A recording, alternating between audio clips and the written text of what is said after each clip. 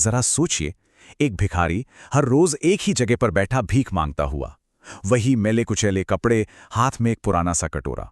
हम अक्सर ऐसे लोगों को देखकर नजरअंदाज कर देते हैं, है ना? लेकिन क्या हो अगर पता चले कि वो हर दिन इकट्ठा किए पैसों से कुछ ऐसा कर रहा है जो एक मिसाल बन जाए। एक दिन जब उसकी सच्चाई सामने आई तो सच में पूरा शहर हैरान रह गया।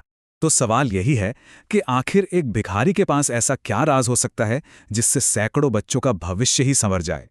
चलिए इस पूरी कहानी को परत दर परत खोलते हैं। कहानी की शुरुआत होती है शहर के एक बहुत ही बिजी चौराहे से।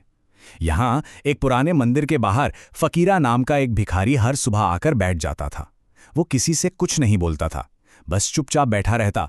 सबके लिए वो एक पहेली जैसा था। देखिए, लोगों की नज़र में वो क्या था? बस फटे पुराने कपड़ों में, हाथ में कटोरा लिए एक आम सा भिखारी। ज्यादातर लोग तो उसे देखते भी नहीं थे। कुछ लोग दया दिखाकर सिक्के डाल देते, तो कुछ ताना मारते कि हट्टे कट्टे हो, काम क्यों नहीं करते। लेकिन फकीरा, वो हमेशा चुप रहता। पर जहां पूरा शहर उसे नजरअंदाज कर रहा था, वहीं एक 12 साल के लड़के रघु के दिमाग में कुछ और ही चल रहा था। उसे फकीरा का रोज का आना जाना कुछ अजीब लगता था, तो उसने ठान लिया कि वो इसका राज जानकर ही रहेगा। तो रघु ने क्या किया, उसने फकीरा पर नजर रखनी शुरू कर दी। वो रोज देखता कि जैसे ही कटोरा भरता, फकीरा वहां से उठकर कहीं चला जाता। एक दिन रघु ने हिम्मत की और उसका पीछा करने निकल पड़ा। फकीरा उसे शहर की तंग गलियों से होते हुए एक पुरानी टूटी फूटी बिल्डिंग में ले गया। रघु ने जब खिड़की से अंदर झांका ना, तो सच में उसकी आंखें फटी की फटी रह गई। उस जर्जर इमारत के अंदर एक ऐसी दुनिया थी जिसके बारे में कोई सोच भी नहीं सकता था। बाहर से जो जगह एक खंडहर लग रही थी, अंदर फकीरा की असली दुनिया थी। उसका असली मकसद छिपा हुआ था। अंदर करीब 60 से 70 बच्चे जमीन पर बैठकर पढ़ाई कर रहे थे। हाँ, उनके कपड़े भले ही फटे पुराने थे, लेकिन उनके चेहरों पर सीखने की एक अलग ही चमक थी। ये नंबर बताता है कि फकीरा का काम कितना बड़ा था। रघु ने छिपकर देखा कि फकीरा अंदर गया और दिन भर की कमाई एक बूढ़ी औरत के हाथ में रख दी। उस औरत ने आशीर्वाद देते हुए कहा, भगवान तुम्हारा भला करे फकीरा, तुम्हारी वजह से ही तो ये बच्चे पढ़ पा रहे हैं। और बस उसी पल रघु को सब कुछ समझ आ गया। ये आदमी भिखारी नहीं, बल्कि इन अनाथ बच्चों का सहारा था।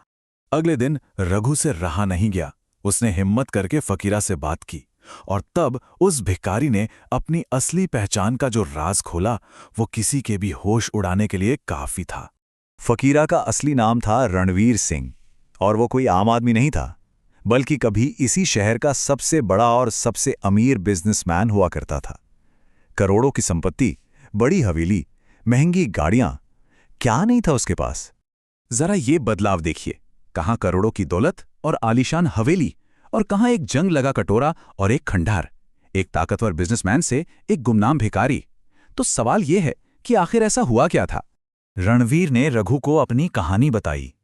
उसने बताया कि कुछ साल पहले उसने लालच में आकर शहर के एक अनाथालय की जमीन पर जबरदस्ती कब्जा कर लिया था और वहां एक फैक्ट्री बना ली थी।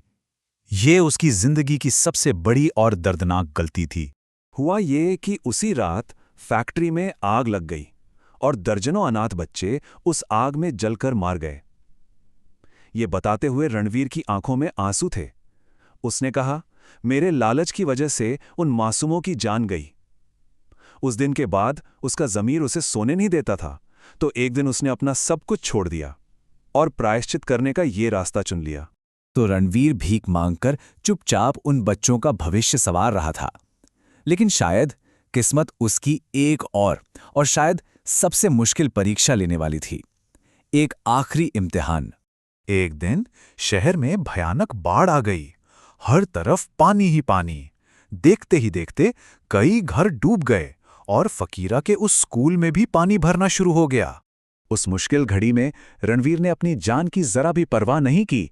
वो पानी में कूद गया और एक एक करके उसने सभी बच्चों को सुरक्षित जगह पर पहुंचाया। लेकिन जब तक वो आखिरी बच्चे को बचाता, पानी का बहाव इतना तेज हो चुका था कि वो खुद उसमें बह गया। जब ये खबर फैली तो जैसे पूरे शहर में भूचाल आ गया। लोग अस्पताल पहुंच गए, अखबारों में हेडलाइन छपी, करोड़पति से भिखारी बने रणवीर सिंह ने बच्चों की जान। लोगों को यकीन ही नहीं हो रहा था, जिसे वो एक मामूली भिखारी समझते थे, वो असल में सबसे बड़ा हीरो था। रणवीर की हालत बहुत ज़्यादा खराब थी। डॉक्टरों ने कह दिया था कि वो शायद नहीं बच पाएगा, तो उसने अपनी एक आखिरी इच्छा बताई कि इस स्कूल को कभी बंद मत होने देना, इसे हमेशा चलाते रहना। कुछ घंटों बाद रणवीर ने अपनी आखिरी सांस ली। वो तो चला गया, लेकिन उसकी विरासत जिंदा रही। रघु ने कसम खाई कि वो इस स्कूल को कभी बंद नहीं होने देगा। आज वही जगह रणवीर फाउंडेशन के नाम से जानी जाती है, जहां हजारों अनाथ बच्चे पढ़ते हैं।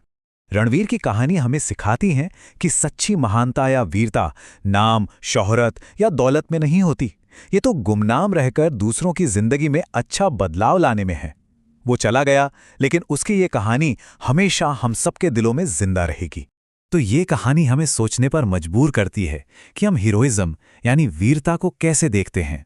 आखिर एक असली हीरो होता कौन है? इस सवाल पर सोचना तो बनता है।